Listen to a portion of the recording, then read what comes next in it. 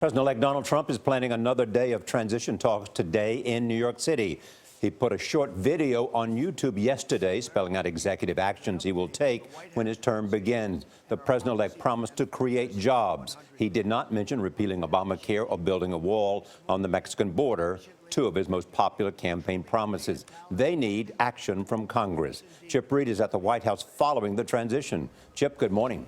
Well, good morning. President-elect Trump is expected to head to Mar-a-Lago, his resort in Florida, for Thanksgiving. But first, he's expected to spend today behind closed doors, continuing work on his transition to the White House.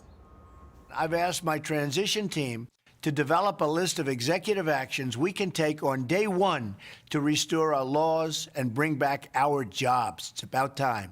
President-elect Donald Trump outlined his plan for his first 100 days in office, including withdrawing from the Trans-Pacific Partnership, loosening restrictions on energy production, and cutting regulations. He also promised a hard look at the visa program. On immigration, I will direct the Department of Labor to investigate all abuses of visa programs that undercut the American worker. Mr. Trump has largely sidestepped the media since winning the election 2 weeks ago. In 2008, then-President-elect Obama held a press conference 3 days after his victory.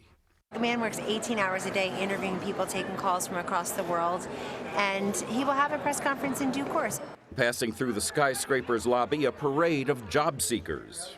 Former Massachusetts Senator Scott Brown, a retired member of the Army National Guard, said he wants to be Secretary of Veterans Affairs. I think I'm the best person, but there are some tremendous people out there.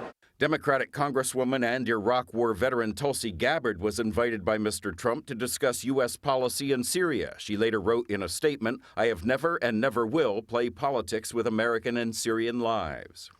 Kansas Secretary of State Chris Kobach, a potential pick for Secretary of Homeland Security, was seen holding a document titled Strategic Plan for First 365 Days. A leading critic of illegal immigration, his plan calls for adding extreme vetting questions for high-risk aliens and reducing the intake of Syrian refugees to zero.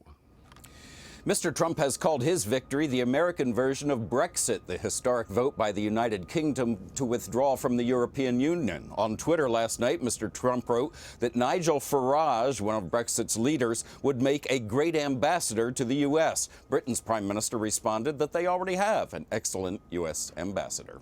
There you go. Chip, thank you so much.